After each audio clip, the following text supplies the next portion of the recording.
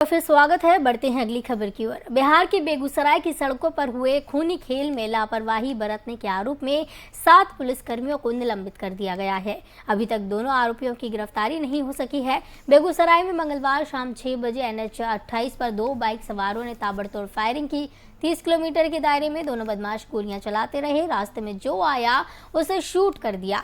इसमें 11 लोगों को गोली लगी है। गोली लगने से पंचायत समिति सदस्य चंदन कुमार की मौत हो गई, तो वहीं एक प्राइवेट फाइनेंस कर्मचारी सहित 10 लोग घायल हुए। इनमें से 3 की हालत गंभीर है। अमेरिका की तरह ऐसी मास फायरिंग की गई है। इस बीच केंद्रीय मंत्री गिरिराज सिंह बेगूसराय पहुंचे। उन्होंने मृतक के शव को कंधा दिया। गिरिराज सिंह बेगूसराय से सांसद हैं। उन्होंने कहा कि बेगूसराय की घटना बिहार के लिए बहुत ही दुर्भाग्यपूर्ण घटना है।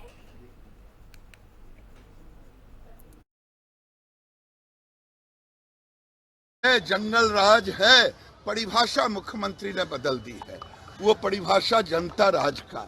मुझे आश्चर्य होता है, अगर ये जनता का राज है तो जंगल राज किसे कहते हैं? अगर क्या आपको डर लग रहा है कि जंगल राज कहेंगे तो तेजस्वी जी आपको गद्दी से उतार देंगे? आपने 17 साल राज किया है।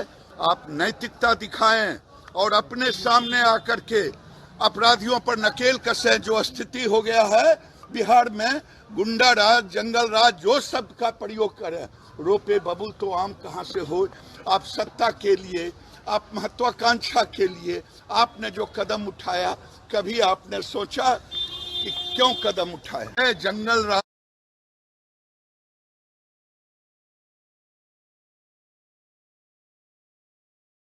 वहीं बीजेपी नेता शहनवाज हुसैन ने भी बेगूसराय की घटना पर बयान दिया है। उन्होंने बिहार का हाल कश्मीर जैसा बताया है।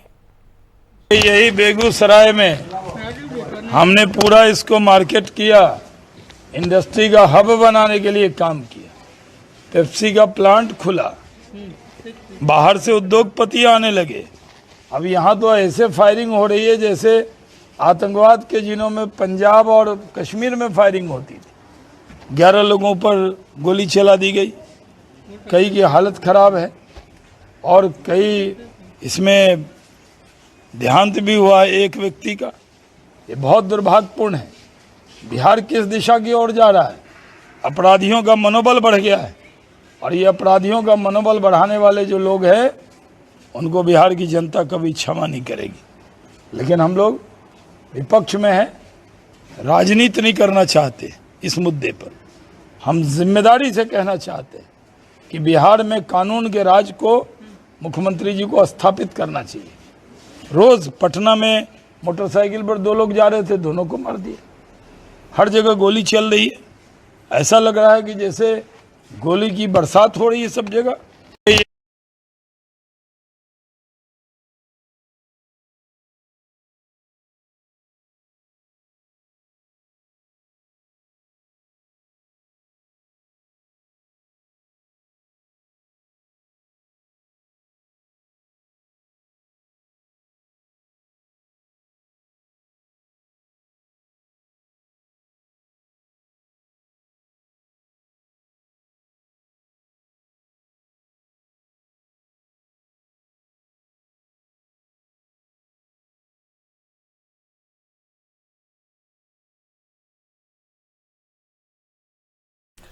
होमवर्क न करने पर महिला शिक्षक गजल ने छात्रा को डांट दिया। डांट के बाद छात्रा को अटैक आ गया। बच्ची की हालत बिगड़ने के बाद उसे राजाजीपुरम के नवजीवन अस्पताल में इलाज के लिए भर्ती कराया गया है। छात्रा का नाम अदिति मिश्रा है। वो city Montessori school Rajajipuram part 2 में कक्षा 9 की छात्रा है।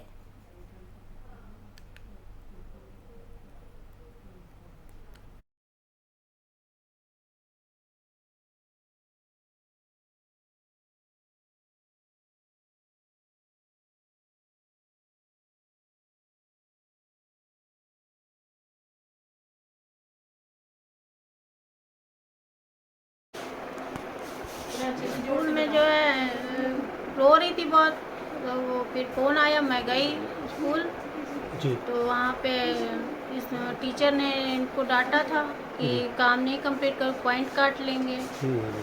उसके बाद में ऐसे ही नॉर्मल एक टेस्ट हुआ तो उसमें 0 आया। उसमें मैम ने कहा, मैं उसमें गज़ल मैम ने भी डांटा इनको। और उसी से ही इसकी तबीयत खराब हो गई है। जब तबीयत खराब हुई तो क्या कोई वहाँ पे टीचर जो है इनको लेके हॉस्पिटल आई थी कि आप लेके आई हैं? नहीं, टीचर लेके आई थी? टीचर नहीं लेके आई, मैंने लेके आई। आप लेके आई हैं? हाँ। अच्छा अच्छा। तब आपने यहाँ एडमिट कराया आके, तो यहाँ डॉक्टर्स ने क्या किया? जी, और पापा हमारे आए। अच्छा, पापा जी आए थे आपके, तो डॉक्टर्स ने यहाँ ट्रीटमेंट देना शुरू किया। जी।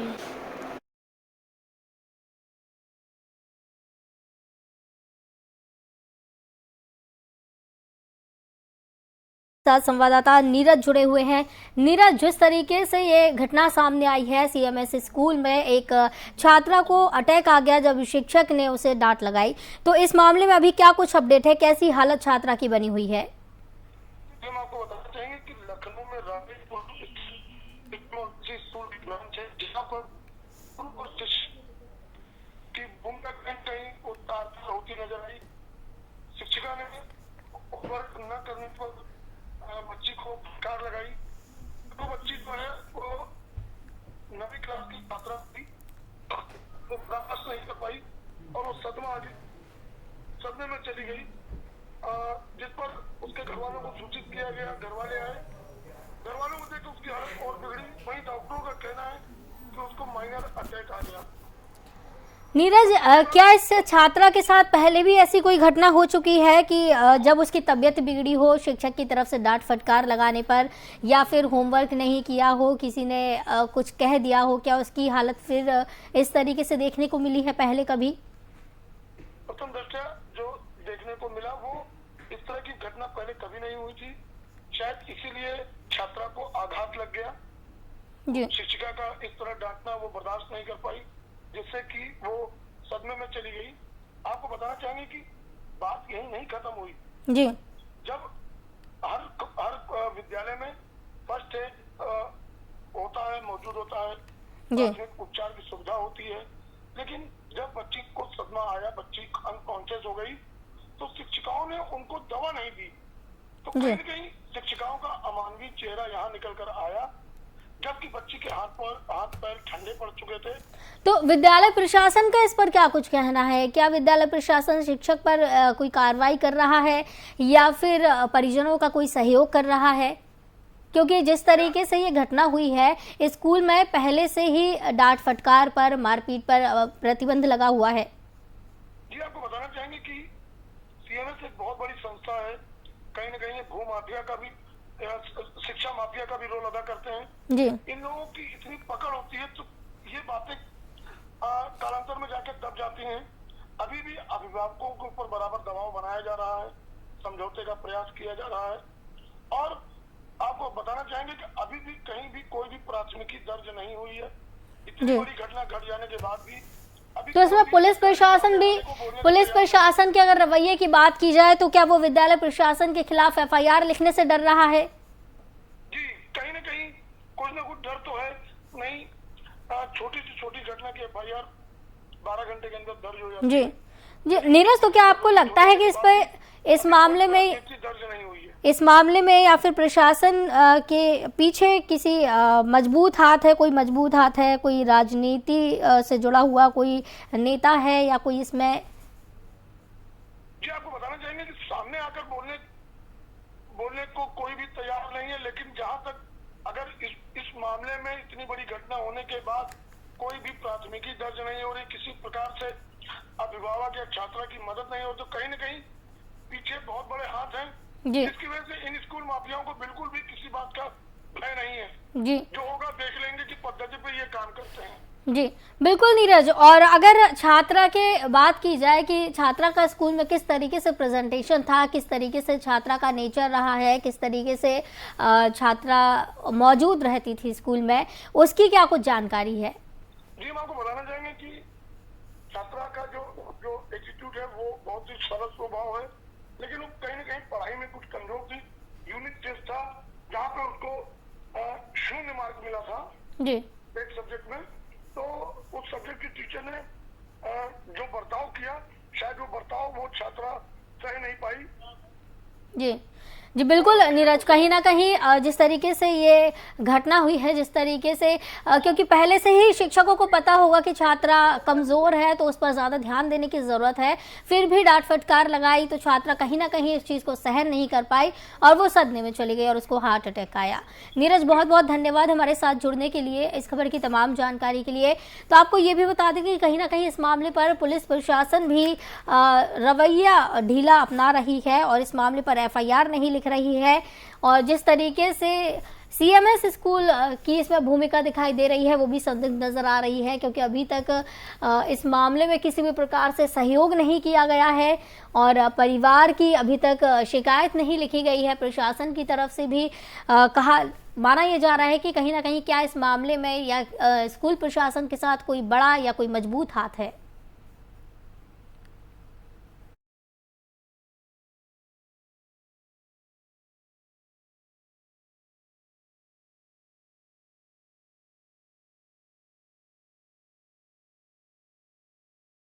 अहमदाबाद में बुधवार सुबह एक बड़ा हादसा हो गया। यहां एक निर्माणाधीन इमारत की 13वीं मंजिल का स्लैब टूट गया और इस पर काम कर रहे 8 मजदूर नीचे आ गिरे। इनमें से 7 की मौके पर ही मौत हो गई और एक घायल को फायर ब्रिगेड के मुताबिक अस्पताल में भर्ती कराया गया है। बताया जा रहा है कि सभी मजदूर एक साथ स्लैब पर खड़े थे। ज़्यादा वजन होने की वजह से यह हादसा हुआ। स्लैब कमज़ोर था। स्लैब टूटते ही सभी 8 मजदूर नीचे आ गिरे। हालांकि इस मजदूर की सेफ्टी के लिए 8वीं मंजिल पर एक नेट भी लगाई गई थी, लेकिन ये कमज़ोर निकली। मजदूर नेट के साथ नीचे गिर गए। इनमें 2 मजदूर ग्राउंड फ्लोर पर जबकि 6 बेसमेंट में गिरे। इनमें से 7 ने नीचे गिरते ही दम तोड़ दिया। हादसे वाली इमारत गुजरात यूनिवर्सिटी के पास बन रही है। इसका नाम एक्सपायर 2 है।